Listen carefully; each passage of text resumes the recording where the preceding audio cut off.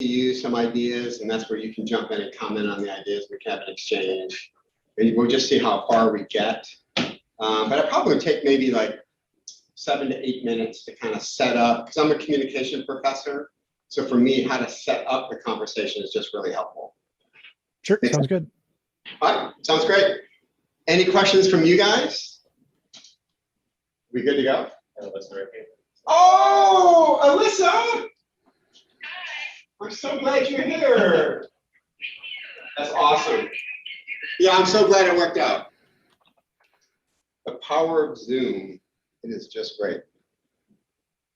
Hey, so Tom, my attitude is, I loved your invitation when you said, let's have a conversation about this. So it'd be a blast just for us to explore some different things. And I'm not a trained philosopher. I've written 2 introductory books on apologetics, so I'm not a professional apologist per se, but I teach classes on introductory level to apologetics. So for me, how we talk about it is almost as important as the actual content. So I think we'll have a great time. Yep, looking forward to it. All right, so I'm going to hit, boom, boom, boom, boom. Hang on 1 second, make sure I'm all ready to go. Okay, I'm going to hit record. Now, do you want me just to, do you want to do the introduction, or do you want me to do the introduction and I'll have you introduce yourself, or do you want to do the introduction and introduce me? Or should I just do it because I'm the one that's recording it? You normally do it, because the way I do it, I normally ask my guests, please tell us a little about yourself before we get started. And I usually make jokes like saying I sell bathtubs or something along those lines. So please go ahead. Okay, I'll ask you to introduce yourself just for a little bit. I'll do a quick intro, have you introduce yourself, and then I'll do my quick 8-minute preamble. Sure. All right, sounds good. I'm going to hit record. Recording in progress. Well, welcome to Biola University. My name is Tim Muehlhoff. I'm a communication professor here. This is my 18th year at Biola University. For those of you who might be thinking, Biola, what in the world is Biola? It stands for Bible Institute of Los Angeles. We've been in existence for over 108 years. And in addition to teaching communication classes, I love apologetics. I believe in God. I'm a Christ follower.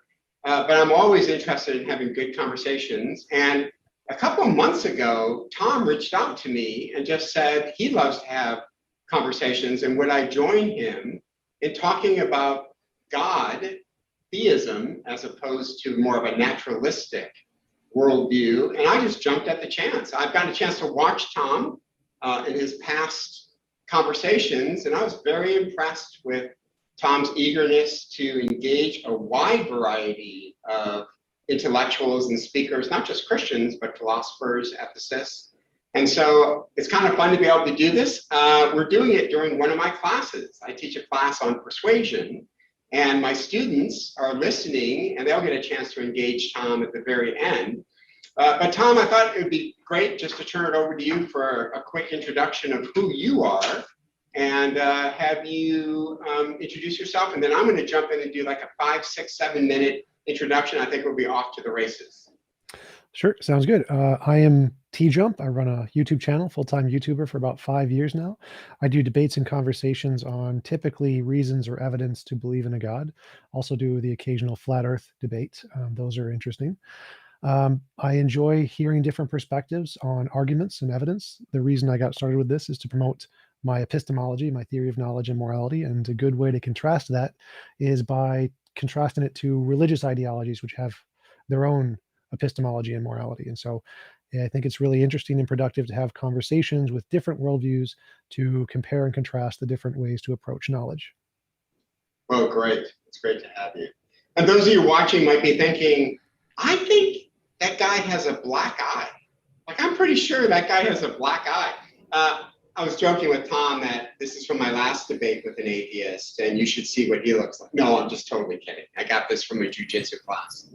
Tom, let me just tell you a little bit about myself. I'm a communication professor, but I'm also the co-director of something called the Winsome Conviction Project, which seeks to reintroduce civility, understanding, compassion into our disagreements. And I've been very pleased as I've watched your channel of your demeanor is honestly one of the reasons that I decided to say yes to your invitation, because I just think this is too important a conversation for us to be yelling at each other and doing straw man arguments. And I really do appreciate the fact that even in the small handful of debates and conversations that you've done, I've seen some people really go after you and even try to embarrass you, which I think was inappropriate. And I'll just commend you on how you responded. You didn't take the bait, and I thought you did a really nice job of just kind of deflecting that. And so I just commend you on how you have approached some people that I think didn't always do a good job communicating. So, Thank you. You bet. Hey, so let's jump in. Tom, can you see my PowerPoint? Yes, I can. This is a God question mark. Love the question mark. So I'm sure you know Peter Kraft. He's one of our Catholic philosophers, apologists. I've heard him quoted by some of the people you've had conversations with. I'll just simply point out in a great book called Does God Exist? A debate between J.P. Moreland, who teaches here at Biola University, and Kai Nielsen, an atheist linguist. Peter Kraft wrote the introduction and conclusion, and this is what he said. The idea of God has guided or diluted more lives, changed more history, inspired more music and poetry and philosophy than anything else, real or imagined. It has made more of a difference to human life on this planet, both individually and collectively, than anything else ever has. If it's a fantasy, a human invention, then it's the greatest invention in all of human history. And Tom, the only reason I bring that up is I think you and I would both agree this God idea has been around since the advent of humanity and really has been a guiding principle, whether it's real or not. It's kind of hard to get away from the God question when we talk about things. So this is to say, this conversation, we want to make sure we get it right. Like, this is just too important a conversation to be attacking each other and not to treat it with the full respect that it deserves. So how do we set up a conversation about something as important as God? Well, in the Old Testament, book of Proverbs, Jewish wisdom literature, I love how the ancient writers say a word spoken in the right circumstances is very valuable. So I'd like to kind of create at least how I approach this topic and then offer you some different talking points, and then we were off to having a conversation. I'm going to evoke a Russian linguist. His name's Bakhtin. He has a great concept called already spoken, which means every present conversation has a history to it. So if listeners in your YouTube channel were to just jump in on this one conversation, in some ways they've missed all the conversations you've had for the last 5 years. So I'm going to evoke Bakhtin to say, people on your channel have done a really good job arguing for God's existence. And I know you have a difference of opinion about that. But I'm going to say, instead of covering territory that's already been covered on your YouTube channel, I've decided not to talk about the argument from design, the moral argument, the cosmological argument, the ontological argument, the argument from desire. You've had on people, quite frankly, Tom, who could do each one of those much better than me. You know my friend Greg Gamsel. He was on your YouTube channel. He's a friend of mine. He could certainly do each one of those arguments better than me, but it's kind of like we've already covered that territory, and you do not find weight in these arguments, and I do find weight, but let's not retread that. But I just want that listeners to know that that's in the background, that I do think there are strong intellectual arguments for God's existence. I'm choosing not to go that direction for our conversation. And I also want to mention, because I'm a communication professor, whenever we do talk about something, we have to recognize biases that are implicit in every conversation. So there's something called my side bias. Two of our top scholars here at Biola University write this. When we hear an opinion that differs from ours during public engagement, our moral emotions alert us to a potential threat. We intuitively move away from threatening ideas and towards ones that keep us and our group safe. And we jump quickly to conclusions about the issue, seeing only what is consistent with our position.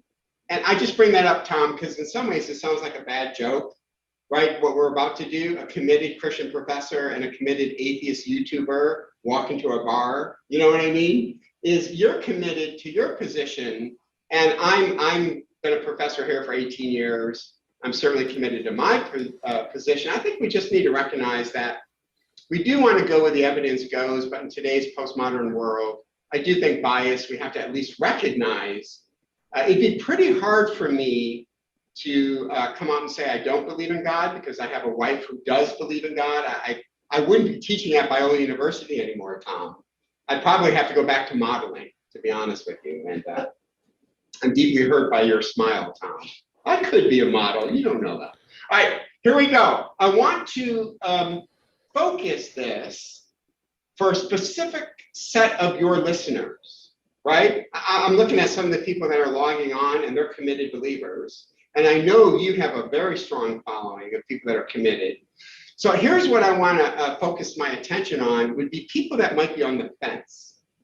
What do you do if you find yourself riding the fence? Is there a danger of remaining on the fence for too long? And how would be the best way to continue this conversation if in fact you are on the fence? I want to do something my students do called embodied perspective taking. I think it's important for us in tackling any issue, not just to make it a cognitive exercise. That's what Antonio Gramsci calls the intellectual's error, believing that this is just a cognitive debate. I think it's a full body debate. So we have something called embodied perspective taking, where I temporarily set aside my own assumptions and beliefs, and I assume the perspective of another person. So in one of my classes, Tom, called Engaging Diverse Perspectives, it's a 400 level class, my students alternate between the Christian worldview and the atheist worldview, particularly the thoughts of C.S. Lewis. And I know you're a huge fan of Sam Harris. So we actually enter into both worlds, and I do the assignment with them. As much as possible, I adopt not a weak version of atheism, but the strongest version of atheism that I can encounter. And I honestly want to say, Tom, I have a deep appreciation for atheism. I've taken correspondence courses in the life of Camus, Jean-Paul Sartre, even Friedrich Nietzsche. And then in grad school, at least, we studied Foucault. Michel Foucault is a brilliant gay social critic who's an atheist. And so when I say I'm jumping into the atheist view, Tom, I'm really trying to jump into the best versions of an atheist worldview. And I've learned a lot by trying to do this exercise. Now, when I do jump in, I'm doing something that I find very helpful called reason to the best inference. This is abductive reasoning.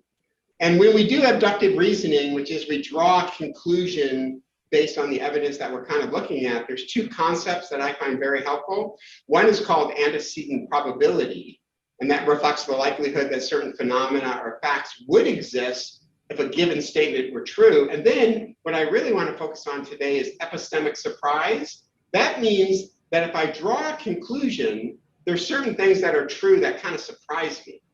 I'll give you, for instance, real quick, a good friend of mine who I do martial arts with came home from a date with his wife, and his front door was ajar, and totally true story. And he told his wife, go to the neighbors, call the police, I think we've been robbed.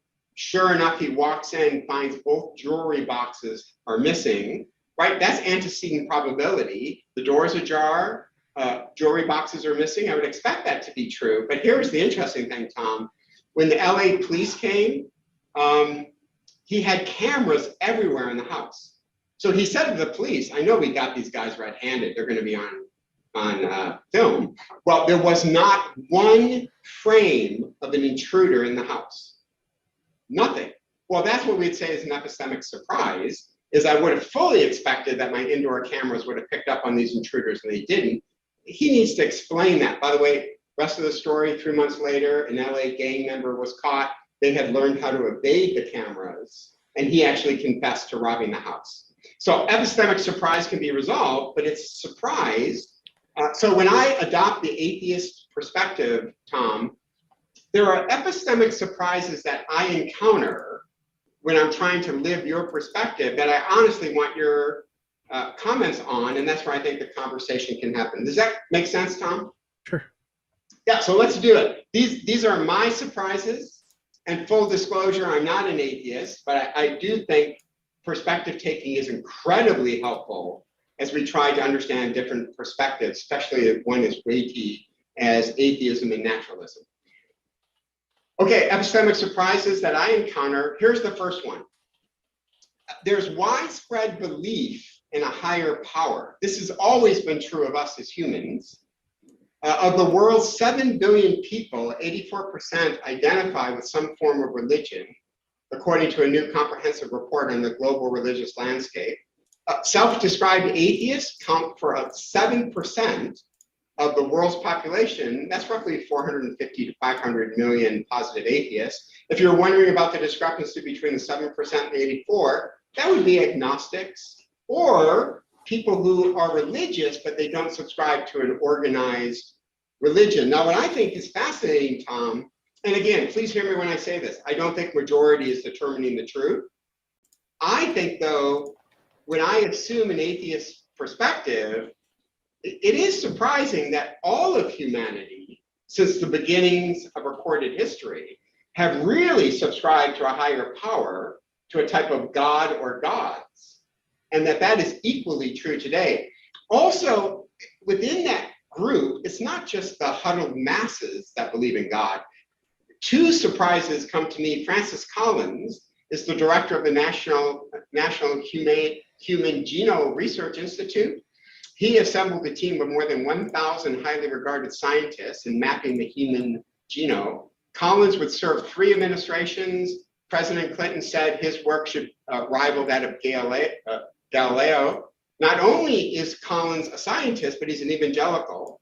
One day while hiking in the Cascades, he encountered God in a dramatic way. That's kind of an epistemic surprise that America's scientist would believe in God and feel like he encountered God. He's not alone. If we went to MIT Science Department right now, 20% of that science department, Tom, not just believes in God, but believes in Christ. And it's like a who's who of science. I just want to note Susan Hockfield at the bottom. Not only is she a top neuroscientist, but she's former president of MIT. And then I close with this, and then we can jump in and have a conversation about this first surprise. I think Antony Flou's an epistemic surprise, right? A legendary British philosopher, atheist. He's kind of like the atheist C.S. Lewis. And so at the end of his life, he switched over to a belief in God. One of his famous quotes is, in short, my discovery of the divine has been a pilgrimage of reason and not of faith. So again, I'm not saying the masses determine truth, but they are an epistemic surprise, and certainly a Francis Collins and an Antony Flew, I think, present epistemic surprises I'd be very curious to get your thoughts on. So I just turn it over to you, and I'd love to get your thoughts on that first epistemic surprise. Sure. So I'm not sure I would call that an epistemic surprise. I think it would only be surprising if we expected all human beings were perfectly rational beings, and if there was no rational evidence for a God, then no one would believe in God. But I don't think humans are inherently rational. Most of us believe all kinds of faith-based positions. For example, I think I am the smartest, most attractive man in the world. No evidence to support this whatsoever. Clearly not true. Oh, thank you so much. Your opponent.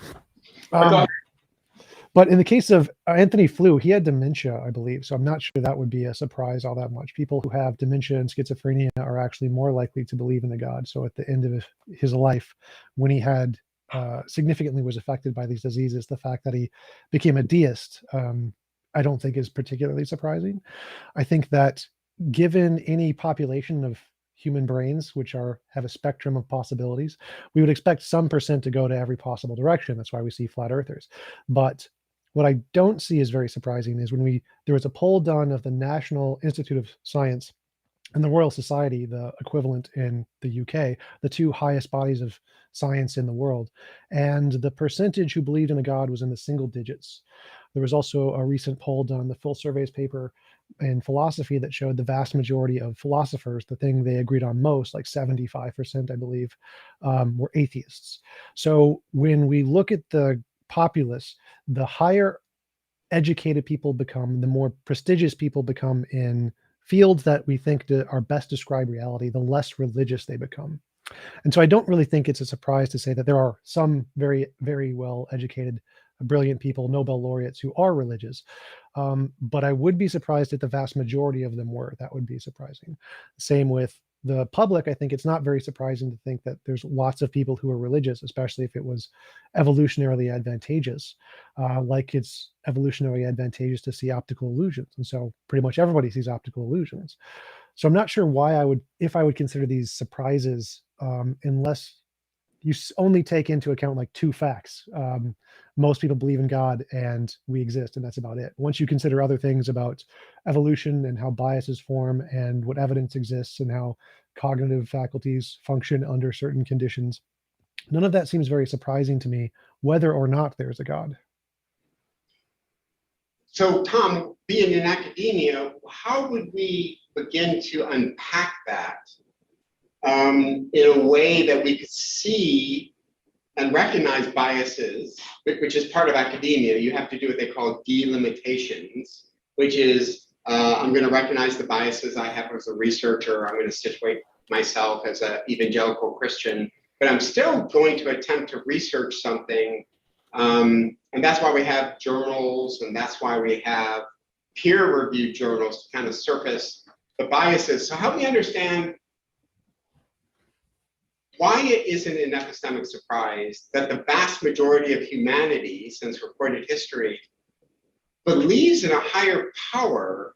That doesn't cause you any pause that it seems that human beings are inherently religious? That doesn't cause you pause?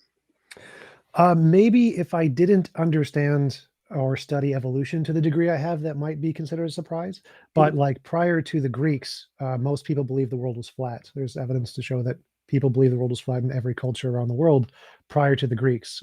So it's not surprising that most people believe fairy tales or falsehoods. In fact, before every single scientific revolution, there was something that most people believed that was false. So Newtonian mechanics was widely accepted around the world as accurately describing reality. Then that was replaced by general and special relativity. So I don't really find it surprising that lots of people believe something that is fundamentally false.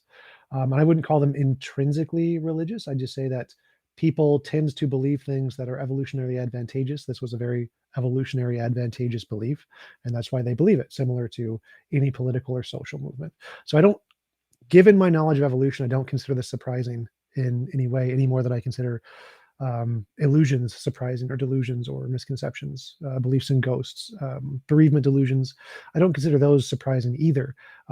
We know that about 60% of elderly people who have a loved one die will see, hear, touch the dead loved one in some context. Bereavement delusions happen to about 60% of people, elderly people. I don't find this surprising, whether or not we think ghosts actually exist. This is something that, because I know the history of evolution and why evolution gives us certain kinds of beliefs and how the brain and neuroplasticity work, that this is fully explained under those contexts.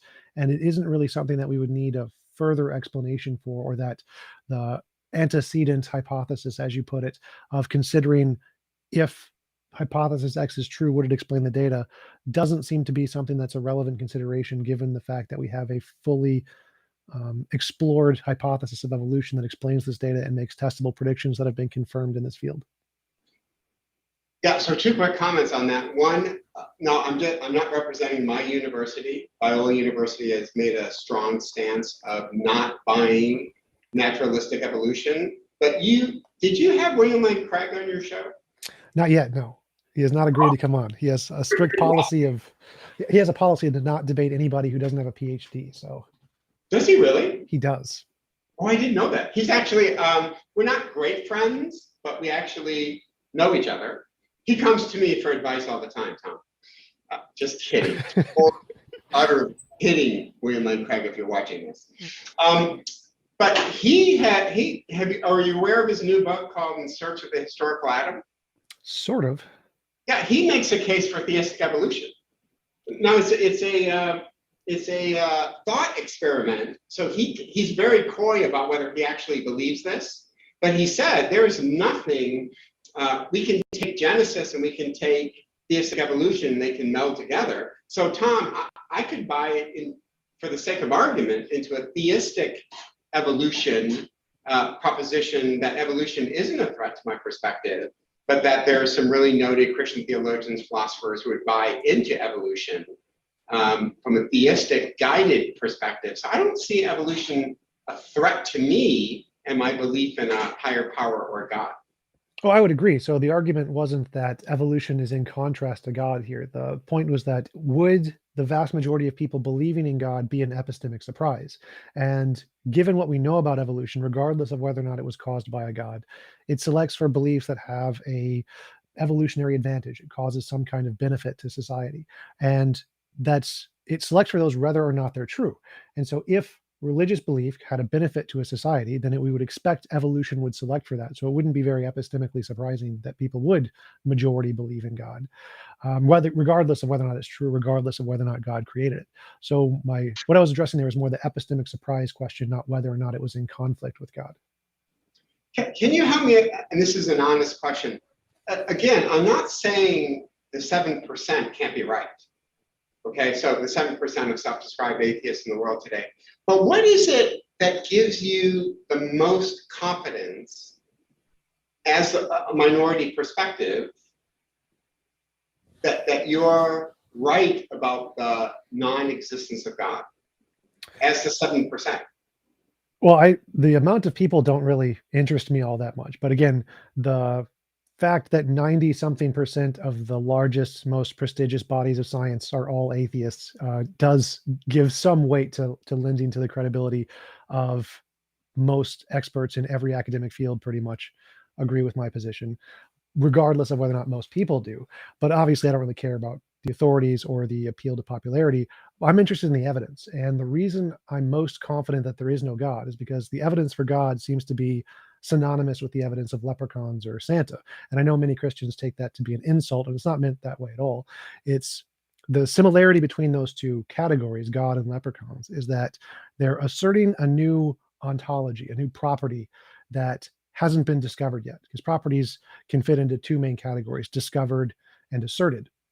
A discovered property is one that has made novel testable predictions that were confirmed, that have been demonstrated they are not purely imaginary and that they exist in some respect in the world independent of our opinions. And an asserted property is one that hasn't done that. And the properties of leprechauns having magic and the properties of God being omnipotent, omniscient, outside of space-time, etc., are both asserted classes of properties. And when we try to investigate these asserted classes of properties, we have never found any evidence that they exist.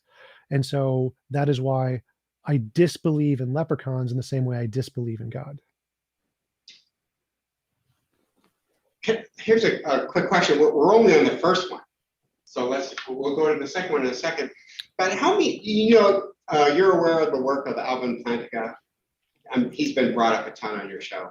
Yep. He wrote an interesting book called Where the Problem Really Lies, where he would say, Tom, if he was on this show, he would say your problem is really with naturalism, of using your faculties to determine anything about truth. Because my understanding is naturalism is the byproduct of chance, right? It's a chance existence that we're here on this planet. Evolution is not guided, it's unguided, and yet you're using your rational properties to determine whether there's a God or not. This is the illustration Plantinga uses, and I just want to get your thought about it. If you're on a train heading towards London, and you see a bunch of rocks on the hillside that have been purposely put there saying, "Welcome to London," you could have confidence and say, "Oh, how nice of them to confirm what I thought was true, that I'm heading towards London." But if we knew that there was an earthquake and those rocks haphazardly fell and just happened to form a crude sign that says, "Welcome to London," because it was haphazard and by chance, there would be no rational reason to believe you're actually confident that you're heading towards London. That's kind of Plantinga's argument against naturalistic thought process, if it's really unguided evolution, and that our existence here is we struck the grand lottery. What's your quick take on that? Yeah, Plantinga's evolutionary argument against naturalism. I am very familiar with that argument, and it's not really accepted by most philosophers or scientists in the field for a rather large reason, which is that evolution does select for truth. So his argument is contingent on the fact that evolution is purely random, has no deterministic causes in it, which is wrong. Evolution is mostly deterministic and very little of it is actually random.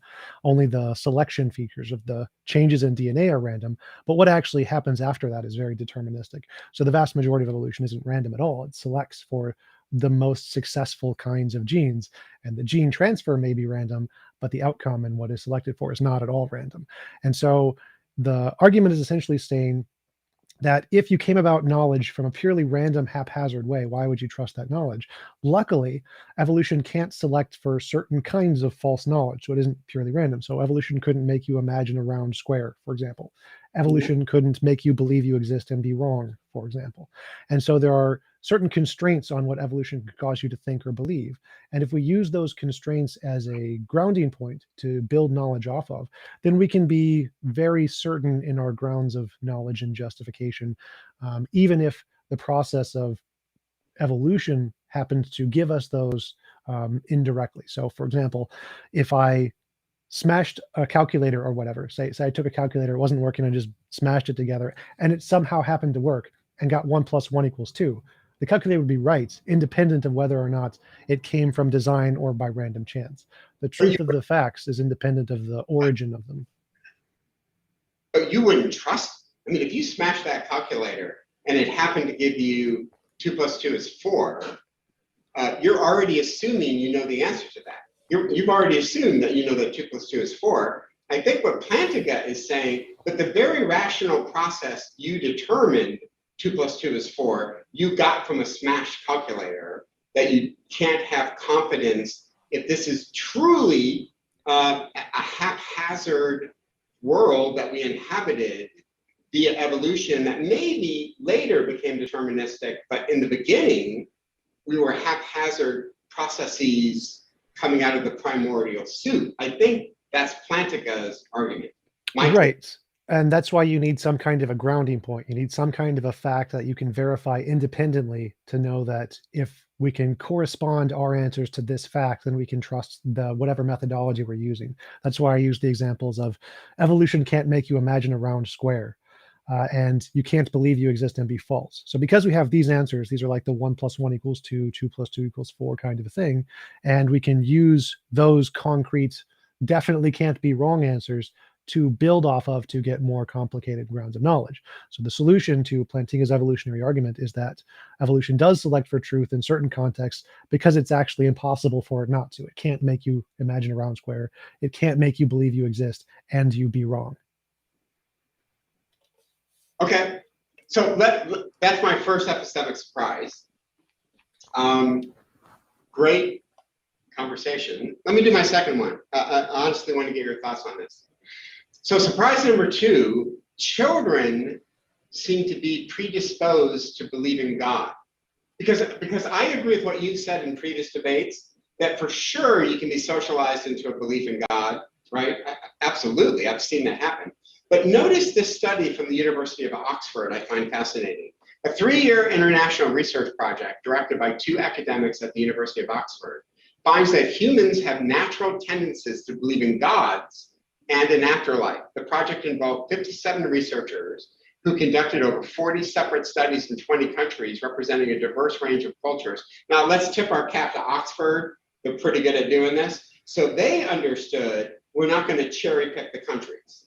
Right, I get that. You go to a naturally religious country, you're going to get socialization. But notice that they knew not to do that, and they went to both religious and atheist countries. But they found that children, in and of themselves, had a propensity towards a belief in an afterlife, a belief in a higher power, and even an inherent desire to communicate what we call prayer. So Tom, you can imagine some atheist parents pulling their hair out, going, women, they're not getting this from my house. They're not getting it from our friends. They're not getting it from school. Where in the world are these kids getting this predisposition to believe in a higher power? I at least find that an epistemic surprise that in atheistic countries, children seem to be predisposed towards a belief in a higher power. So when I adopt a atheistic perspective, I find that kind of interesting and a bit of a surprise to me. Your take? I'm not sure why it would be a surprise, because all human beings have a prevalence towards cognitive biases, fallacies, illusions, delusions, misconceptions in the tens of thousands. Kids also have a prevalence for imaginary friends. That's also pretty common among children. And among all humans, there's a specific type of cognitive bias called type 1 and type 2 errors, false positives and false negatives, where, like, if you see a rustle in the bushes and you think, I'm going to be super scientific and skeptical and not assume a conclusion before evidence, and it happens to be a lion, well, you get eaten. But if you assume it's a lion every single time and run away, you're more likely to survive. And so the evolution would then, in this case, select for the people who would always think it's a lion or a demon or an evil spirit of some kind and run away, over the super skeptical, rational, I'm going to wait for evidence kind of people, because it's better for survivability to give people the prevalence to always assume there is an agency behind the unknown. So it's called the hyperactive agency detection bias. And so the fact that children will think there's a monster under the bed, or will think that there's imaginary friends, or will think there's a bad guy in the shadows, all of these are natural human inclinations that's a product of evolution, which are the exact same kind of inclination that is used for a higher power. And so I don't find this surprising any more than I find it surprising that children will see optical illusions. Like, if you have seen the Rubik's Cube optical illusion, where they have an orange square in the middle of the top and the side of the Rubik's Cube, and one looks a little darker than the other, but when you remove all the background, they're the exact same color. That optical illusion is present in all humans just because of how our optical nerves work. And because these kinds of things are a product of evolution, I don't find it surprising at all that people have these. I find it like it would be surprising if people didn't have these. And so in the context of belief in a God, I would find the same thing. If there was a group of people who did not have a predisposition for type 1 and type 2 errors, I would be very impressed. I think that's very strange. So I'm not particularly surprised by this fact. So what's the evolutionary advantage today of a belief in gods? What's the evolutionary advantage? Well, today evolution doesn't really take place anymore because we've been artificially keeping people alive. So natural selection isn't really an issue anymore because we have drugs and things to keep people alive who aren't as genetically fit, if you want to call them that. And so evolution takes hundreds of thousands to millions of years to see any kind of selection factor take place. And so we have lots of things that were advantageous in the past, but don't really have any benefit today. So what evidence would you accept from an academic standpoint, the existence of God? What would be the academic study and the parameters of that study that would lead you to at least suspect that there could possibly be a God? What would be the parameters of that study? Any novel testable predictions. So say that so quick. Say that again, Tom. I missed it. Novel testable predictions. It's the same standard we use in all of science, essentially. If you want to say, I believe, this is a crude example, so don't think I'm exclusively requiring this example. It's just the first thing that comes to mind whenever someone asks me this question. If I believed in a God named Bob, and Bob told me in a dream that every time I pray to him and ask for a gold brick, he will give me a gold brick. And I pray to him and a gold brick appears and I sell it at the bank and get $1 million. That is phenomenal evidence. It is a novel testable prediction to explain a phenomenon that is not predicted by any other hypotheses as far as we can know yet. It is accurate, it is testable, it is repeatable, perfect evidence. Another example that would be more cogent would be like, if we die and go to heaven, in the Bible, it says if once you die, you'll go to the gates of heaven and God will judge you, send you to heaven or hell. If that happens, that's great evidence. It's a testable prediction. The things in Revelation, there are predictions in Revelation about what will happen in the future. If those happen, those would be great evidence. Like if a quarter of the Christian population just magically disappeared and their clothes landed on the floor, phenomenal evidence of Christianity. Any of these would be great evidence. I think I do want to give one other example, which is from Hinduism. In Hinduism, in the Vedas, it predicts the age of the earth is 4.3 billion years old. And that's really close, 95% accuracy. That's real evidence. I don't think it's very good. I think they just got a lucky guess, but that's real evidence. If the holy book, any particular holy book, was able to make predictions about things that would get learned in the future and got it correct, DNA is a double helix, the universe is 13.8 billion years old, et cetera, those are phenomenal examples that would be evidence that the particular proposition being expressed in the Holy Book was correct. But Tom, can I push back on that just a little bit? I found it interesting what you just said. You said that according to the Vedas, roughly the Earth was what, 4.8 billion? 4.3 billion, the Earth, yes. 4.3, and you actually said that's not bad. That's actually pretty close, but you discounted it. Do you see how where I'm standing? That's kind of your bias coming in a little bit to say, hey, that was close, and that a religious text asserted that, but you're discounting it. I'm confused why that was discounted when they actually were pretty close. And again, we'd have to have margin of error on the age of the Earth. I mean, there's no absolute consensus on the age of the Earth. Why discount that? Well, I don't. That's like the best evidence I think there is for God. I don't discount it. I don't think it's sufficient. I think it's insufficient evidence, but I think it's the best evidence we've got from any religion. Okay. Can I ask why it wasn't sufficient? Because it could just be a lucky guess, and there are lots of other guesses that are incorrect in the book. And so if it had 100% of its guesses were accurate, that would be great evidence. Just having one be accurate and a whole bunch be inaccurate is not great evidence. And just having one guess and literally nothing else is not great evidence. And so what you would want is a consistency. You'd like a bunch of very specific, accurate guesses, and that would be strong evidence of the conclusion. Just having one, it could just be a lucky guess, because every holy book has a particular number they assign to the age of the Earth in one way or another. And so we would expect, given the 30,000 or so religions that we know of, one of them is probably going to get close. And so it's not a particularly good piece of evidence. What we would need is a lot of those examples in the Holy Book. So I appreciate the scientific rigor by which you approach these things. But see, I'm back to the epistemic surprise of Francis Collins, Tom, or MIT's, right? Because in a weird way, Tom, if we were picking a basketball team, right? Remember in those horrible experiences you had in junior high where they were picking a basketball team and you got picked last, or I know at least I did. I'm a wrestler, so nobody ever picked me for basketball. I'm 6'2", so I was like the winner. Are you 6'2"? Yeah. Wow, you were the kids I didn't like. You Yep. were the one that got picked first. Yep. I was a wrestler, Tom. If I hit the backboard with the basketball, I got really excited. If it made a loud noise. Okay, so I do want to say, I will let you pick among the NBA if I could pick 5 players. And I'm going to pick Kevin Durant, LeBron James. I'm going to pick Curry. So guess what? You can have the NBA. I'm picking my 5, and thank you very much. I think my 5 are going to do exceptionally well against the NBA.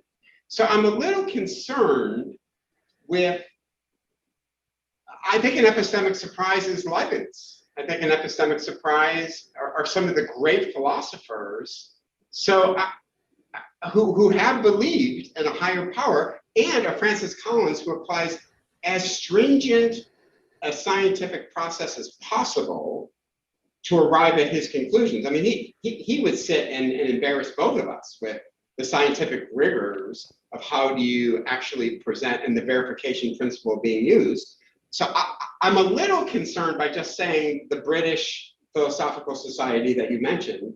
There are noted exceptions to that rule. I think you would agree with that, right? There are some heavyweights. The last 4 digits of your account number, followed by the pound sign. Sorry, I heard like a something account number £, but. Right, that was the Holy Spirit saying, I'm right, Tom, and you're wrong. I don't know if you were able to interpret that. But no, but to me, the epistemic surprise is, man, there are some heavyweights of philosophy, science, any discipline you pick. There are heavyweights that believe in a higher power or believe in God. To me, at least, that's an epistemic surprise. It makes sense in my worldview, and that children are predisposed. It reflects what Jesus said: "Suffer the children to come to me. Do not keep children coming." It seems to me that it makes sense that God would be reaching out to children because of his love for humanity. But that's my second epistemic surprise. One last comment before I go to the next one. Were you asking for me to comment on that? Only if you had one. I'm going to go. Oh, yeah. Yeah, I don't see that as very surprising any more than it's surprising that Isaac Newton believed, or that Einstein believed in a steady state universe, or Isaac Newton believed in alchemy, or that the prominent scientists believe in the ether theory, which was wrong, or that many scientists always have their pet theories. Many of the best accredited, most intelligent men in the world believe theories like phrenology, all kinds of things that were just demonstrably wrong. But because they're human, that's not, I don't find that surprising. Like, why would the fact that many of the smartest people believe in God be any more surprising than the smartest people believing in the ether theorem, which was wrong? They all have particular biases. And the whole point of science is that the peer review process, as you mentioned, is when you take your biases, you put them into a paper, try to remove all of the things that are clearly bad arguments, that are clearly fallacious, present only the best evidence you can, and then provide it to the other scientists who each have their own particular bias. And they hate your bias because they want them to be right and you to be wrong. And so they're going to do everything they can to destroy your paper with their biases.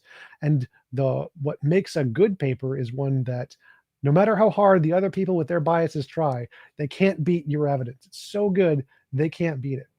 And so I'm not surprised that scientists have their own biases and that a minority of scientists happen to have one particular bias as opposed to another. That's what the EPR, many worlds theory is. I don't really like that theory very much. Lots of scientists like that theory. Every scientist likes to have their particular theory that fits their intuitions best. But the reason we have the peer-reviewed process is to omit those biases and only leave the best evidence. And I'm not surprised by theists having a particular bias. They're being very brilliant theists, because the fact that they can't publish it in a paper and get it passed in science is conforming of what I would expect of a bias that doesn't really have any real supporting evidence, like phrenology or ether theory or EPR. Like, everybody gets their own bias, but it would only be surprising if you could publish it in a paper and get like some real good evidence there. Okay. I think if you look at the Vita of Francis Collins, I think you would see the top peer-reviewed journals in the entire world allowing his argument. Not saying it's right, but allowing his argument. I mean, he's got peer-reviewed in every which way you can. I mean, take a look at Alvin Plantinga.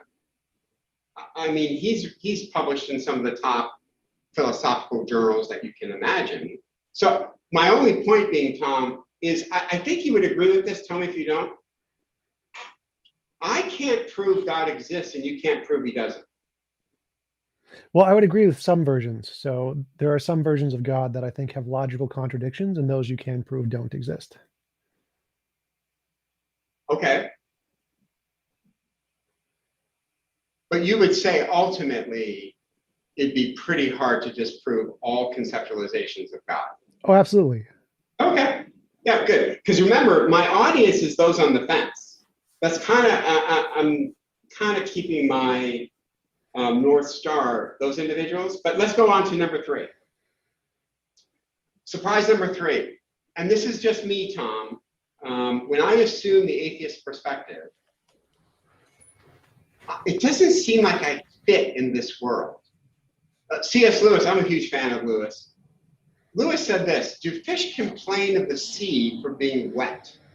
Or if they did, would that fact itself not strongly suggest that they had not always been or would not always be purely aquatic creatures? So if I am made for this world, right, either a byproduct of evolution, there is no God, there is no higher power, then I would feel a certain fittedness in this world. And when I assume the atheist perspective, I don't feel that fittedness. And let me give you a couple examples. I'd love to get your thoughts on this. I don't know if sound will work. Let me give you a shot to see if this will actually play. So Tom, Freud would say, make peace with death, right? It is a natural part of life and we shouldn't fear death per se. Thomas Nagel, who I think is a brilliant writer, atheist philosopher, would say if non-existence never bothered you, the fact that you never existed, then why should it bother you that you'll also not exist in the future? But Tom, what I find is that we do resist death. So I want to show you this commercial. Hopefully this is going to work. Give me a thumbs up, Tom, if you have sound, okay? So here we go. I'm a hospice nurse. Berta Olson is my patient. I spend long hours with her, checking her heart rate, administering her medication, and just making her comfortable. One night, Berta told me about a tradition in Denmark. When a person dies, she said, someone must open the window so the soul can depart. I smiled and squeezed her hand. Not tonight, Berta. Not tonight.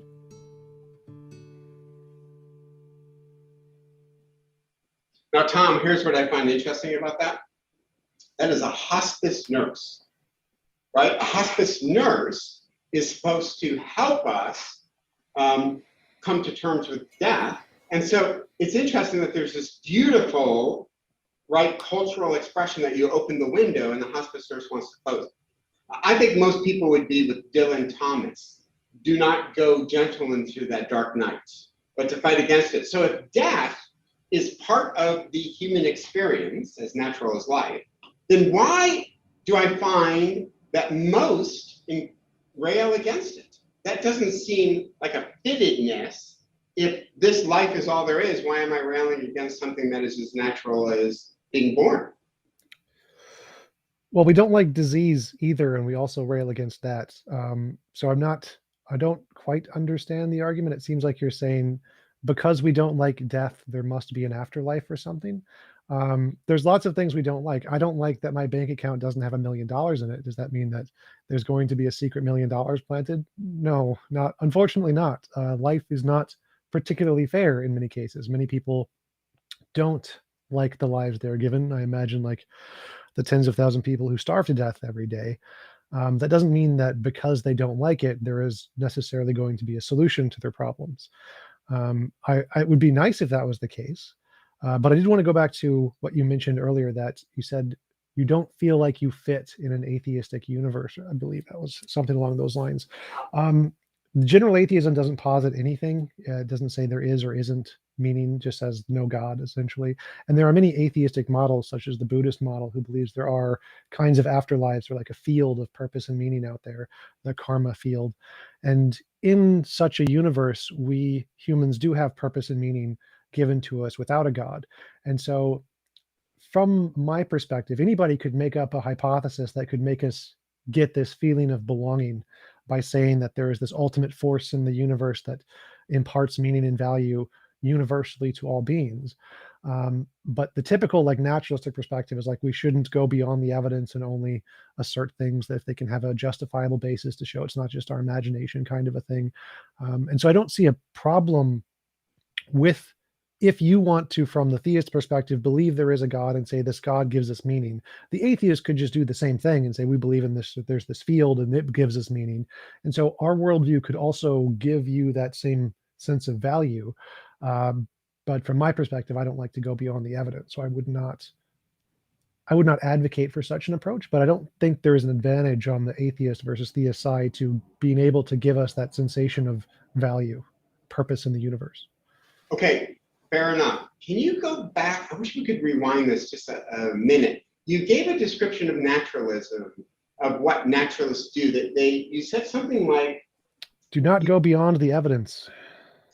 Okay, beyond the evidence. Okay, can I give you my second one that to me just doesn't seem to fit? Okay? Sure. So, the evidence clearly shows we're a warlike people.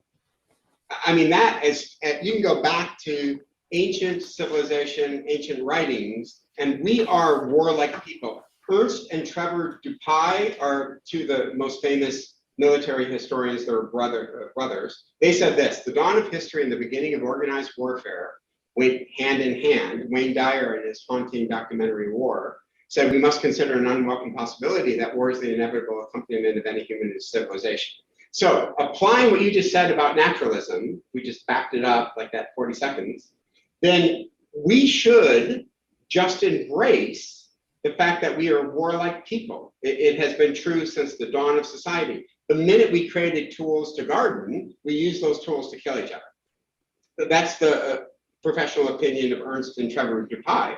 So Tom, why not accept the fact that we are just simply warlike people? Because I don't think you accept that, because I remember your Moral realist. is any imposition of the will upon another person is you think that that's objectively wrong, right? Yeah. Okay, but go back to your naturalistic assumption for a second.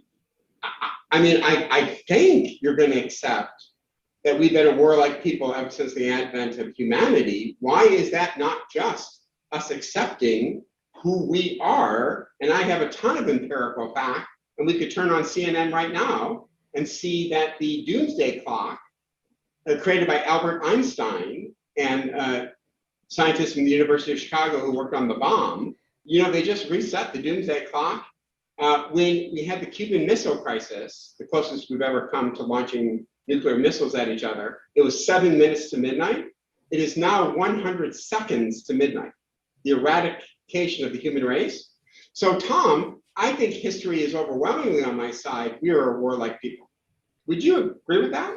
Yeah, I mean that was technically the third closest we got, because there was 2 times where we actually did it. But the eradication of the planet is what midnight is. It's it game's up, we're done as a human race. But the fact that we're acknowledging facts about how evolution works is completely separate from prescriptions about what we should be. So I can acknowledge, yes, we are a warlike people, but acknowledging that fact doesn't imply that we should therefore not try to change it, which I think is the argument you're trying to make. You seem to be saying that in the past we've always been warlike, and therefore we shouldn't try to change it, or something along those lines, or that's the implication I think you're trying to make, which are 2 separate things. That's the is-ought distinction from David Hume, I believe, is-ought distinction. So the fact that we can acknowledge the factual case that we are a warlike people doesn't entail that we therefore ought not change it or something along those lines. So I can acknowledge fully, yes, we are warlike people, but if there does happen to be another fact of the universe, like there is a universal standard of morality and a best way the world could be, then we can still try to get closer to that while still acknowledging the flaws in our nature at this point. And I would like to point out there are many cultures who are not warlike, like the Jains. Jains are extremely pacifistic. They're the most pacifistic, I think the most moral of all possible religions, as far as I know, where they have an extreme position of nonviolence, where they're going to like put a cheesecloth over their mouth to make sure they don't accidentally eat a fly when eating, because killing any life is wrong. And so I think that the fact that most human societies have been warlike is also a product of evolution, just because it's been advantageous, but doesn't in any way entail that we can't desire to try to change that. Yeah, but Tom, honestly, this is my big question for you. I agree that we ought to change it. We ought to work towards changing it. We tried to do that. Wars to end all wars, the UN, NATO. But help me understand, what criteria or rule book are you appealing to look at something that has always been true of humanity, war, and you're saying, but we ought to try to change that, but it's been part of our DNA. Empirically, it's been part of our DNA. And so why evoke now a criteria by which we should change it, imposition of the will against another person? I guess I'm confused where you're getting that criteria from to say the warlikeness is not part of the human DNA. Why try? And there's a ton of evolutionary benefit to war. I mean, ask the Russians. They have a ton of reasons they want Ukraine right now. So help me understand where you're getting this external rule book to judge war. Well, there's a very well-developed academic field called moral philosophy. Surprisingly, what? Again, real quick, if you were. There's a well-developed academic field called moral philosophy, and among moral philosophers, most are atheists. Surprisingly, the poll 2022 Phil Survey's paper, I believe. Most Christians don't know this, but most atheist academic philosophers are moral realists. They believe in objective morality, because you don't need a God to ground objective morality. You can do it in nature. It's called moral naturalism. It's the position that I like. And in this field of moral philosophy, we use different lines of evidence, including moral progress, moral intuition, the philosophical dilemmas, like the is-ought problem, G.E. Moore's open question argument. We use different kinds of philosophical trolley problems, those kinds of things, to assess how moral intuitions map onto society and how it's changed over time as we've gained more intellectual and resource availability. And we use these to try to map out a model of where we think morality is progressing to based on our experience. And we think this may or may not correspond to some independent factor of the universe, Platonic objects, a priori abstracts, laws of physics. There's lots of possibilities. This is not a discovered thing. We haven't discovered it yet, but there is lines of evidence that we can use to infer this. And that seems to be a much better basis to understand what morality is than asserting a God to do so. But Tom, I would push back a little bit on this moral progress idea. So I teach a gender class. I also teach self-defense at domestic violence shelters here in the United States. And with the Graceful Warrior Project, travel to places like Tanzania and work with Maasai women. So Tom, I guess I'm not optimistic about your moral progress in the fact that there are more slaves, based on Amnesty International, there are more slaves alive, there are more slaves today than any point in human history, particularly children and particularly women. Women are at more risk today than at any point in human history. More women have gone missing today than adding up all the bloody conflicts of the 20th century. LGBTQ rights, right, are not advancing as much as you would want them to be and actually decreasing in the United States. So what gives you the confidence of this moral progress when I'm looking at a world that I don't think is showing the type of more, and my gosh, race relations. We're in a devastating time of I think, race relationships, and I think Black Lives Matter would say, we're in a race quake right now. So where is this moral progress that gives you confidence that your moral naturalism is moving in the right direction? Well, when we're assessing evidence in the scientific field, we don't just base it on the cumulative amount of things occurring. We also base it on the population. So if we want to know, are people getting better? We want to know, like of 100, given 100,000 people, how many people are murderers? And if that number goes down over time, then less people are becoming murderous. So because the population is now at about 7 billion, which is significantly higher than it's ever been, the global population is increasing exponentially. The fact that there are more murders today is, it doesn't really tell us anything. What we want to know is, are there more murders relative to the amount of population? And when we do that data, there have been a number of studies on the here. One is a great book by Steven Pinker, The Better Angels of Our Nature, where he goes through statistically on dozens of these statistics, every one you can think of, death rate, child mortality rate, violence in the home rates, murder, burglary, everything you can think of.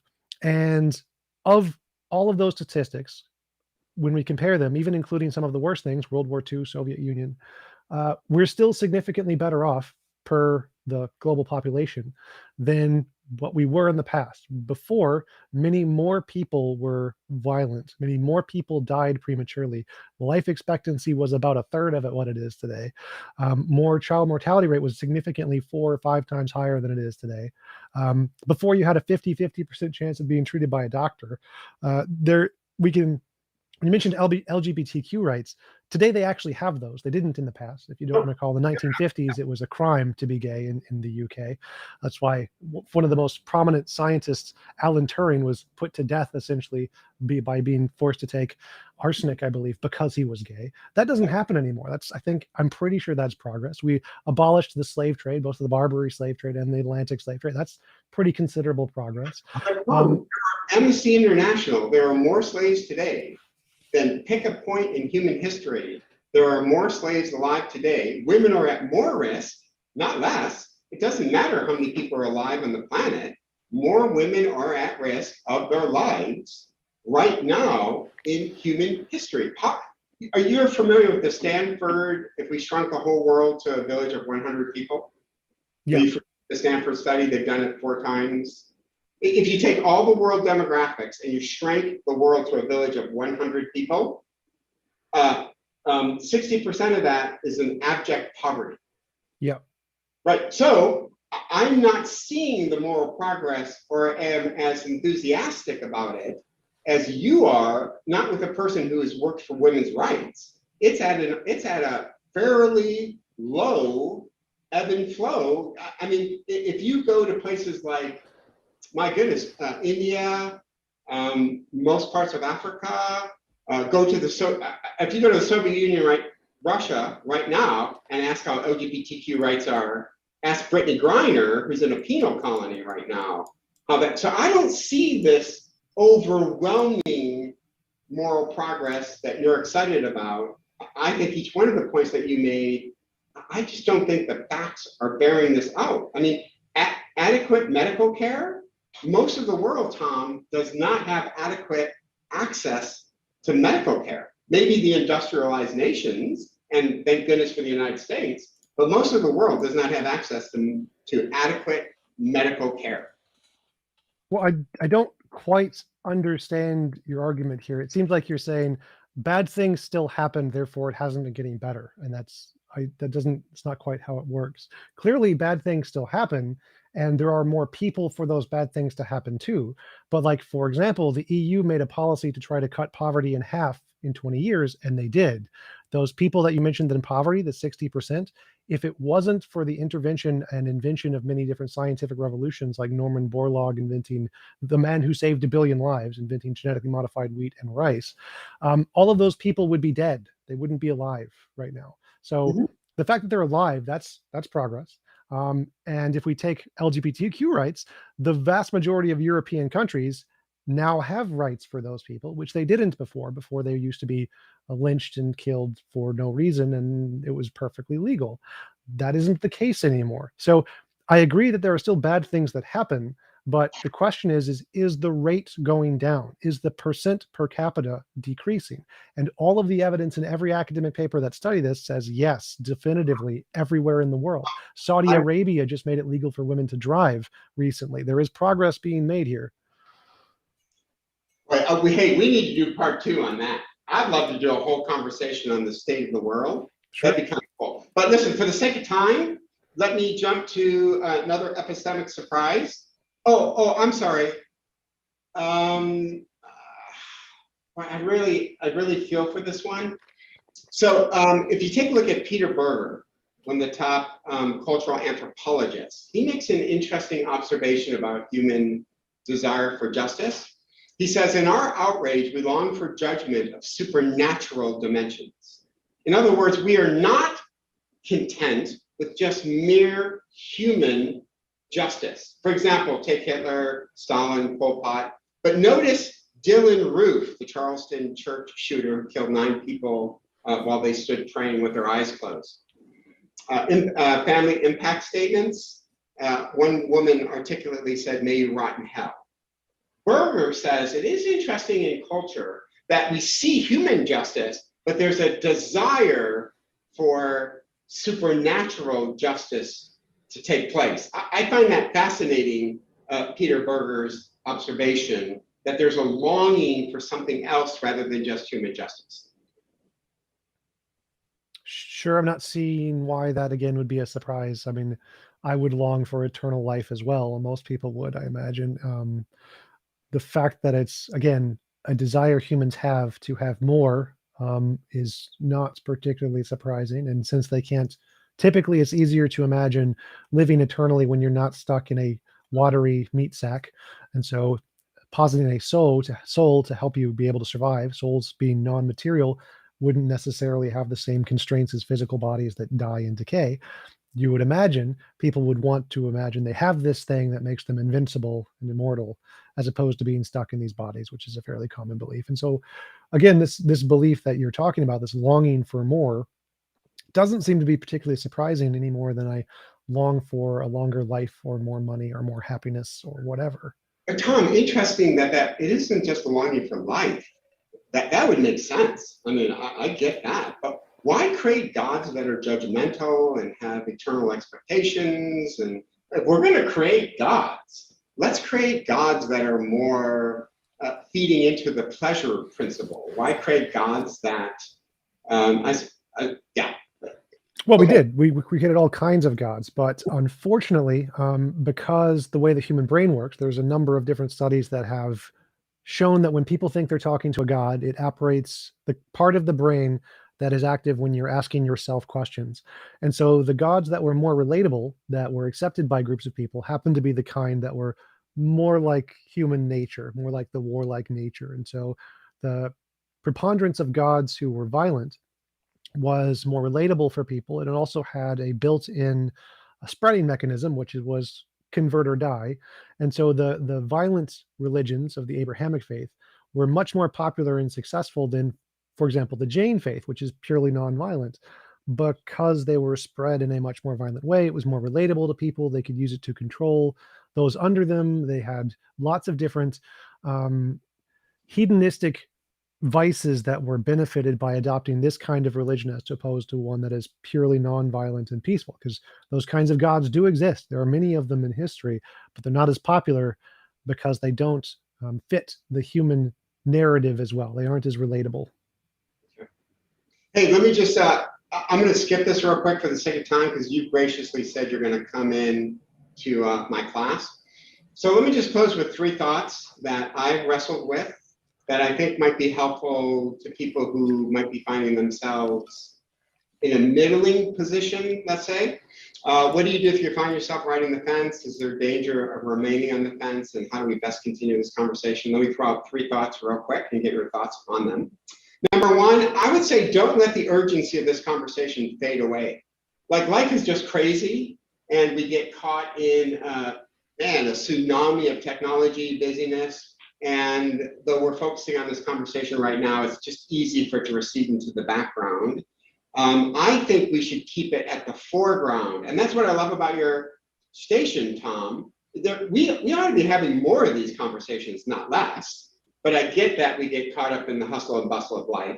So I'm a huge Pascal fan. I know you've done whole episodes on Pascal. But to me, Pascal works for me in this sense. That the first option is to bet that God does exist and live a life of devotion, right? If you are wrong and God doesn't exist, then you've not really lost anything and you've actually lived a virtuous life. So Tom, I believe in the 2nd great commandment, treat your neighbor as you would treat yourself. I'm married to a Christian woman. I have 3 Christian kids. I am fortunate enough to teach at a Christian university that actually we have the largest homeless population in the United States, Skid Row, and we regularly try to help people. I think at the end of the day, I've lived a life of meaning for sure, and I've lived a virtuous life. And if there is no God, when I die, I honestly won't know that.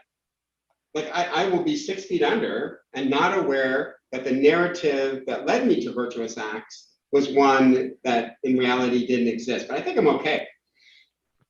But man, what Pascal says, though, that I think is fascinating, and it ticks people off, Tom, it really does, is his second option. But if you bet that God doesn't exist, and if you are wrong and he does, then you'll miss out on heaven and experience perhaps eternal separation from God and all that you have.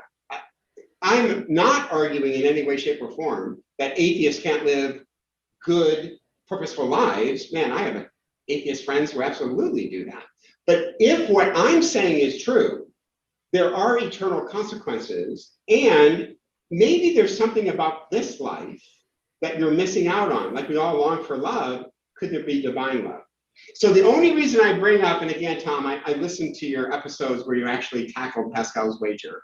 I just bring it up to say, let's keep this at the forefront of our conversations, because if Pascal is right, there are consequences to your bet that could possibly extend into the afterlife and have eternal repercussions, if that makes sense. Yeah. I'll give you a comment because I know you don't like the wager, so I'll give you a comment to jump in. I find it very entertaining, that's for sure. So the problem with Pascal's wager is that he assumes it's more likely that there's a heaven with a God than without a God, and that's false. So the probability of there being a heaven without a God is exactly the same as the probability of there being a heaven with a God. There are conceivable kinds of gods that don't have heaven. Some of the Greek and Roman gods, for example, don't allow you into heaven. They don't have heavens. And some versions of gods do have heavens. Some versions of atheisms, like physical naturalism, doesn't have a heaven. Some versions of naturalism do have a heaven, such as the fields in Buddhism and other kinds of those kinds of religions that have these kinds of just universal fields that have an afterlife. And so any particular action that you do or belief that you have, whether you believe in Christianity or believe in Buddhism, has a % chance of getting you into heaven of a particular God. But the same applies under atheism. So you can say that there is a field of atheism that only allows skeptics who only follow the evidence into heaven or whatever. And so if this is the case, and if it has the exact same probability as Christianity being true, then you're equally as likely to get into heaven if you adopt the atheist position as if you adopt the Christian position. So the reason Pascal's wager is wrong is because the probability of a heaven existing with any particular criteria to get into heaven is exactly the same under atheism as it is under Christianity. And so until we actually have some solid evidence to indicate one way or the other, Pascal's wager is simply a incorrect argument. Oh, but remember, that's Bakhtin. I've already evoked Bakhtin in the beginning, and I do think there's ample evidence for God's existence, be it a cosmological, ontological, teleological argument from desire. But Tom, here's my... Well, just I did want to bring up one thing there. Pascal's wager was meant by Pascal to be an argument that could be invoked without evidence. It's supposed to be a reason that you should believe without evidence. And so even if you include the other evidences, that kind of invalidates the point of Pascal's wager. So the reason Pascal's wager is wrong is because before considering evidence, the probabilities are exactly the same on equal sides. Oh, but so let me push back just a little bit. The cool thing about being at a university, one of my friends, Professor Asian, did her PhD in Pascal.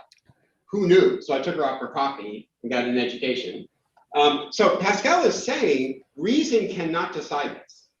It simply cannot do it. So now we have to make a decision that reason can't decide, because if we appeal to reason, it's the biggest no-brainer bet in the world. You would bet on God because of the cost-benefit analysis of the wager, right? So, Tom, the only reason I evoke the wager right now is this. Keep this conversation alive because it has consequences, and those consequences may be eternal consequences. That's all I'm saying is kind of giving props to your station in a way of saying, don't let this recede in the background. Keep it alive, because we're betting our lives one way or the other when it comes to these very important issues, such as the existence of a God. Does that make sense? Yeah, but I do want to clarify that Pascal was wrong when he said that you should bet God because the consequences would be greater. That's the part I was objecting to. You can have equally as much infinite reward under atheism as you do under God. And so there's no probabilistic difference of betting on God versus betting on atheism. And so what you should do is wait for evidence, and until then, pursue what makes you happy and what you get fulfillment from in life, regardless of whether or not it's God or atheism or whatever. And don't worry about the eternal consequences until there's actually evidence to indicate one way or the other.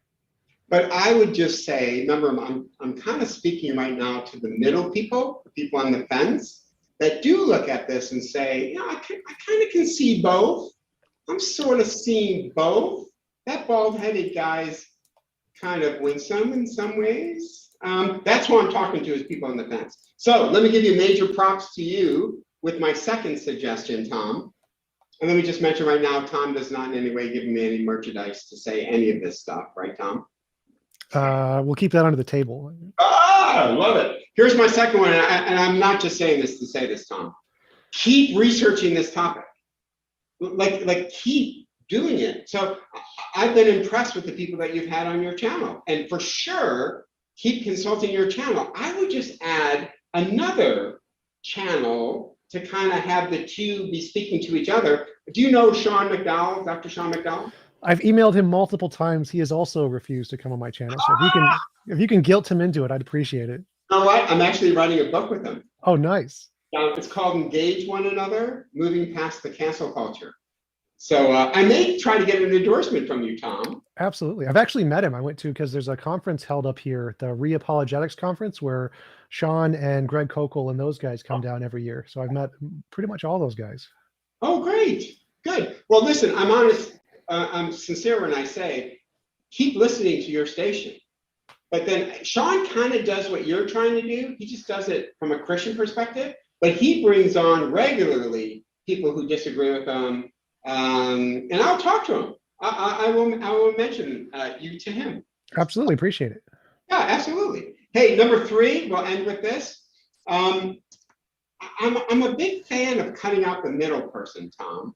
So if my view is correct and there's a God, then I would say to a listener who's on the fence, this is between you and God. And if my God exists, God loves you and is pursuing you. So there's something called the skeptic's prayer. Again, this comes from Peter Craft, from that great book, Does God Exist? The debate between Kai Nielsen and J.P. Moreland. He says, go into your backyard tonight and say, God, I don't know if you exist or not. I suspect I'm only talking to the night sky, but I'm not sure.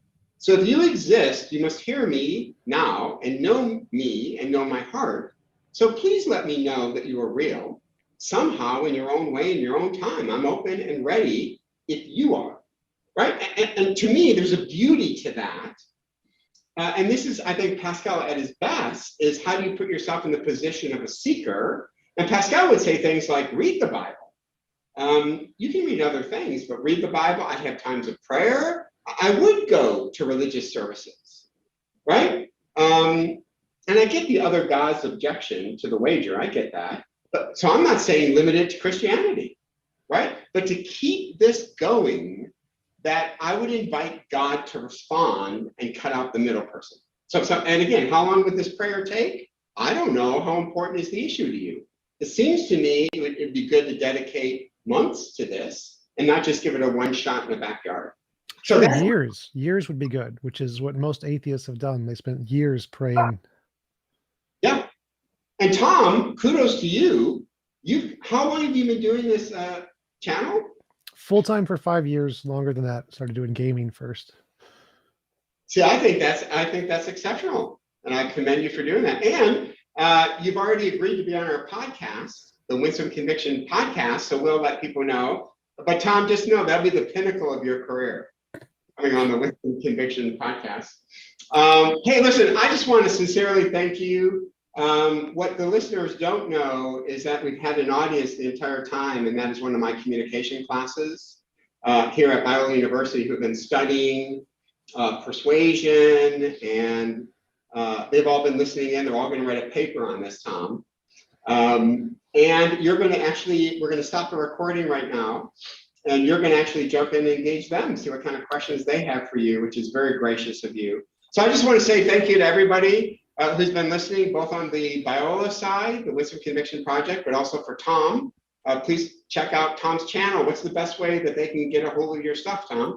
YouTube.com/TJump. Great. Hey, Tom, honestly, thank you for the conversation. Absolutely. Thanks for inviting me on. Really appreciate it. If you want more information, please check out winsomeconviction.com.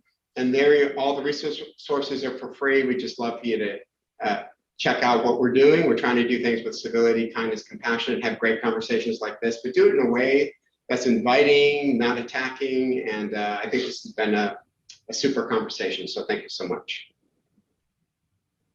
Let me just hit stop the recording, Tom. And I'm still streaming. Is that okay? Or would you like me to stop streaming before it turns to the audience? You know what? I probably would say to my students not to have it go public. All right. Does that make sense? Because sure. Yeah, that way we can have more of a boom, boom, boom. Man, if I hit and you go away, I'm going to be so bummed out. But All right, I'll see you guys on my stream.